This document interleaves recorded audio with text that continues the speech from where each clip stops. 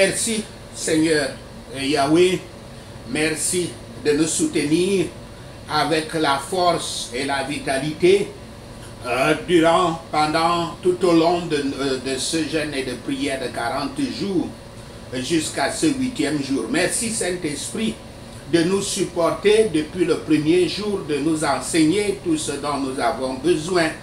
Merci pour la parole que tu nous as donnée aujourd'hui. L'écriture, c'est Daniel 6, versets 1 à 2. Je lis: Darius trouva bon d'établir sur le royaume 120 satrapes qui devaient être dans tout le royaume. Il mit à leur tête 3 chefs, au nombre desquels était Daniel, afin que ces satrapes leur rendent compte et que le roi ne souffre aucun dommage. Fin de citation. Ceci est la parole de Dieu. Loué soit le saint nom de notre Père Yahweh. Merci Seigneur. Aujourd'hui, notre Seigneur Yahweh nous instruit au sujet de la promotion. Promotion. Daniel avait montré qu'il était oint de l'esprit de Yahweh. Ce qui est interprété par, je cite, parce qu'il y avait en lui un esprit supérieur. Fin de citation. Ça se trouve au verset 3, le verset suivant. Et le nouveau roi Darius pensait le rendre vice-roi, une sorte de premier ministre ou bien de vice-président de l'empire médo-persan. Première partie de cette présentation, la nomination royale de Daniel. Darius son nom exact était Siaxares, d'après l'historien Xénophon. Et comme cela a été observé dans Daniel 5, verset 31, Jérôme affirme non seulement, mais prouve, il le prouve par le témoignage de Joseph, Trogus Pompée et d'autres historiens. Darius agit ici comme le maître absolu de l'État de Babylone. Il distribue les emplois, subdivise le royaume et ordonne qu'un rapport de l'ensemble soit rendu à 3 officiers principaux. Des présidents, comme notre traduction de King James le montre, des présidents à qui il donne la surveillance sur le reste. Plusieurs écrivains ont pensé que, après que Darius avait conquis Babylone, il était retourné à Média et avait amené Daniel avec lui. Et c'est là que les nominations mentionnées ici avaient été faites. Mais si cela ne s'était pas fait à Babylone, il était beaucoup plus susceptible de l'avoir fait à Shushan que dans la Mède, comme nous le voyons dans Daniel 8, verset 2. C'est le royaume de Babylone, maintenant uni à celui de Média et Persia, de Mède et Persie, comme celui-ci était désormais soumis à Darius et qu'il était tributaire de lui, il était naturel de nommer des personnes auxquelles il pouvait se confier pour l'administration de la justice et la collecte des impôts et toutes les autres choses du gouvernement. D'autres, cependant, supposent que cela se rapporte à tout l'empire médo-persan. Mais comme référence ici est principalement faite au royaume de Babylone, il est plutôt présumé que c'est ce à quoi on fait allusion ici.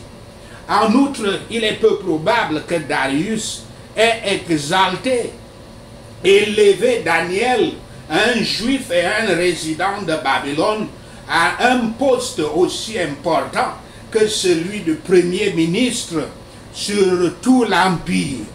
Bien qu'il ne soit pas improbable, dans sa position et son statut à Babylone, il n'est pas improbable qu'il aurait occupé sous le règne de Darius un poste semblable à ce qu'il avait occupé sous Nabuchodonosor et Belshazzar, l'ancien gouvernement. En divisant le royaume en provinces et en plaçant des officiers sur chaque département, Darius avait suivi le même plan que l'historien grec ancien et xénophobe nous dit que Darius faisait sur les nations conquises par lui. Les princes appelés satrapes en persan étaient des officiers de haut rang. Et étant des représentants du souverain, ils rivalisaient avec son état et sa splendeur. Les parties simples ou bien les subdivisions, les subdivisions des provinces étaient sous l'autorité des officiers inférieurs. Mais les satrapes gouvernaient des provinces entières. S'il y avait eu un triumvirat à Babylone, Darius aurait continué la forme de gouvernement qu'il avait déjà trouvé et aurait conservé Daniel dans le poste officiel auquel il avait été promis par Belshazzar dans Daniel 5, verset 29. Et sur ces trois présidents, ces trois satrapes donc, devant qui les 120 princes étaient responsables de leur conduite et à qui les gens pouvaient faire appel pour la réparation des griefs, s'ils étaient opprimés, peut-être tout l'empire était divisé en trois grandes parties, et chacune des parties comprenant en moyenne 40 provinces. Et au-dessus d'elle, un président ou un vice-roi à qui les princes de chaque province rendaient compte de ce qu'ils avaient reçu pour le roi et de leur utilisation. Le poste auquel Daniel était maintenant avancé semble avoir été du même genre que celui conféré à Joseph par le pharaon d'Égypte dans Daniel 41, verset 41. Le roi Darius avait fait ces nominations afin qu'il ne subisse aucune perte dans ses revenus et que le pouvoir qu'il a délégué aux princes ne soit pas abusé par l'oppression des sujets. Car par là, un roi, qu'il le pense ou non, reçoit des dommages réels, autant parce qu'il éloigne les affections de son peuple de lui et provoque le mécontentement de Dieu contre lui. Et je cite le verset 3. Daniel surpassait les chefs et les satrapes parce qu'il y avait en lui un esprit supérieur. Fin de citation. Outre cet esprit de sagesse et de sagacité peu commun qui était en Daniel, il avait une grande expérience dans les affaires publiques. Il avait maintenant 65 ans. C'était maintenant 65 ans après qu'il ait été avancé, qu'il ait été promu, nommé par Nebuchadnezzar dans Nabuchodonosor dans Daniel 2, verset 48. Il n'est donc pas étonnant que Darius ait dépensé de mettre entre ses mains la direction principale de l'empire entier. Lorsqu'un dirigeant est déterminé à exercer une excellente gouvernance, il s'associe des compétences les plus qualifiées de son pays.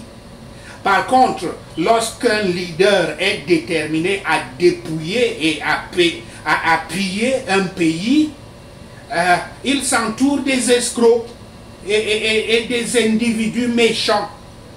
Nous remarquons à la gloire de Dieu que, bien que Daniel soit maintenant très âgé, Pourtant, il était capable de travailler et avait continué d'être fidèle à sa religion.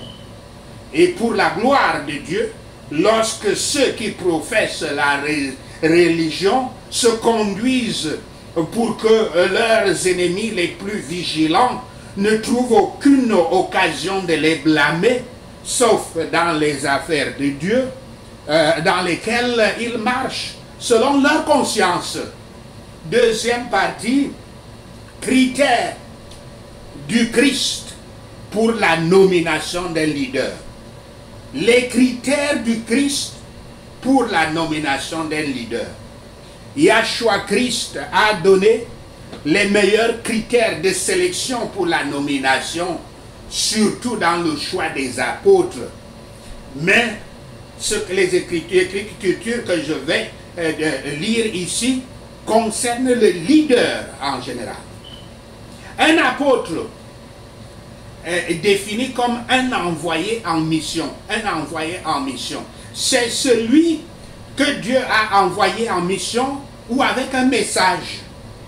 Un apôtre rend compte à son expéditeur et porte l'autorité de son expéditeur. L'apostolat est le poste qu'un apôtre détient, occupe. Yahshua, le Christ lui-même, avait un apostolat. L'apôtre, il était l'apôtre. L'apôtre, le terme apôtre, était l'un des titres, de ces titres descriptifs, comme nous le voyons dans Hébreux 3, verset 1. Il fut envoyé sur terre par le Père céleste Yahweh, avec le message faisant autorité de Dieu qu'il délivrera fidèlement, comme nous le voyons dans Jean 17, verset 1 à 5. Alors que Yahshua était là sur la terre, il avait personnellement choisi parmi ses nombreux adeptes 12 hommes et leur avait donné un apostolat, une responsabilité spéciale pour recevoir et répandre son message après son retour, après son ascension au ciel. Comme nous le voyons dans Jean 17, verset 6 à 20, Matthieu 10, verset 1 à 4, Marc 3, verset 14 à 15 et 6, verset 40. Ces choisis et envoyés, qu'on appelle apôtres, ces choisis et envoyés étaient ces apôtres. Après la mort de l'apôtre Judas l'Iscariote, la mort, la résurrection et l'ascension de Yahshua, le groupe de prière à Jérusalem, dirigé par Pierre, nomma 2 d'entre eux qui remplissaient leurs critères de qualification pour l'apostolat. Et ils avaient pour nom Joseph Barsabée et Matthias. Dès lors, les disciples demandèrent à Yahweh de les guider pour savoir lequel des deux devait occuper le poste. En utilisant une méthode pour déterminer la volonté de Yahweh, que j'utilise personnellement, et cette méthode qui était commune à cette époque, ils jetèrent le sort. Ils jetèrent le sort, donnant ainsi à Dieu la liberté de rendre son choix clair. Le sort tomba sur Matthias et il devint le 12e apôtre. Alors que Paul ne prétendait jamais être inclus parmi les 12 apôtres de départ, les croyants reconnurent que Yahshua l'avait nommé, envoyé comme son apôtre spécial pour les gentils, les non-juifs. Comme nous le voyons dans Galates 1, verset 1, 1 Corinthiens 9, verset 1, Actes 26, verset 16 à 18. Il y a d'autres dans l'Église primitive appelés apôtres, comme dans Actes 14, verset 4 et 14, Romains 16, verset 7 et 1 Thessaloniciens 2, verset 6. Mais ils sont appelés ici très probablement dans le sens qu'ils avaient été nommés, autorisés à envoyer par des églises pour des missions spéciales. Car seul Dieu, le Père Yahweh, Yahshua Christ, le Saint-Esprit, fait la nomination d'un apôtre. Pendant le temps de Yahshua, pendant le temps que Yahshua les formait, il leur avait expliqué les critères à utiliser pour choisir un leader. Cela était venu à travers les fils de Zébédée, que leur mère disait qu'il faut qu'il les nomme leaders. Il dit à ses disciples ce à quoi ressemble un mauvais leader. Je cite, « Vous savez que les chefs des nations les tyrannisent et que les grands les asservissent. » Fin de citation. Citation de Matthieu 20, verset 25. Les païens, tous ceux qui n'étaient pas juifs, sont utilisés ici pour désigner la manière dont les gouvernements humains sont constitués. Les espérances populaires juives partagées par les disciples à l'époque, au moment où Christ leur parlait, étaient vraiment païennes. Leurs expériences étaient païennes dans leur caractère, substituant la grandeur au droit et l'ambition à la vraie grandeur du service. Les rois de la terre promeuvent leurs favoris au poste de confiance. Ils donnent le pouvoir aux uns sur les autres. Mais le Christ leur dit, mon royaume est établi de manière différente. Ce sont ceux qui ne connaissent pas Dieu, le roi des rois, le Seigneur des seigneurs, qui ne le servent ni ne lui obéissent, ni ne dépendent de lui, mais prennent le pouvoir de gouverner des autres hommes, le prennent pour gouverner les nations du monde et sont reconnus comme tels par eux. Ceux-là revendiquent une supériorité par rapport à d'autres et exercent le pouvoir des seigneurs sur eux. Et ceux-là sont, ceux-ci sont leurs supérieurs, leurs seigneurs, leurs nobles sur eux. Ceux-ci affirment également une prééminence et exercent leur autorité sur ceux qui sont en dessous d'eux. Qu'ils ont reçu, une autorité qu'ils ont reçue eux-mêmes d'autres qui sont au-dessus d'eux. Ça, c'est la méthode et les modalités habituelles des gouvernements, des royaumes et des pays de ce monde. Par conséquent, que les apôtres affectent et désirent une supériorité de l'un sur l'autre, dans le royaume du Christ, c'était imiter les gentils, c'était imiter les païens et agir selon les formes de gouvernement du monde. Ce qui est tout à fait inadapté aux doux et humbles disciples de Yahshua, dont le royaume est spirituel et parfait. Les princes de ce monde, utilisent un modèle pyramidal de haut en bas. Un modèle pyramidal de haut en bas. Yahshua Christ commande aux chrétiens d'utiliser le modèle de gouvernement de bas en haut. Je cite l'Écriture, « Il n'en sera pas de même au milieu de vous. Mais quiconque veut être grand parmi vous, qu'il soit votre serviteur. » Fin de citation. C'est une citation de Matthieu 20, verset 26. L'homme qui était conscient, comme les disciples l'étaient, qui était conscient des incitations à l'ambition, devait à la fois les satisfaire et les purifier en trouvant sa grandeur au service actif. La grandeur doit être puisée dans le service actif. Non pas parce que ce service mène à la grandeur du type que l'ambition naturelle cherche, l'ambition humaine cherche, mais parce que C'est en soi la plus grande et la plus haute grandeur. Les prédicateurs de l'évangile sont appelés les ministres, ce qui veut dire serviteurs, parce qu'ils sont des serviteurs de Dieu et de l'Église, comme cela est dit dans 1 Corinthiens 3, verset 5, 1 Corinthiens 4, verset 1, 2 Corinthiens 3, verset 6, 2 Corinthiens 6, verset 4, Éphésiens 4, verset 12. Un poste qui leur est interdit de se fier à l'héritage de Dieu, qui est contraire d'une position à une position de supériorité et qui exige le plus bas degré d'humilité. Voilà le leader le modèle de leader de Yahshua Christ.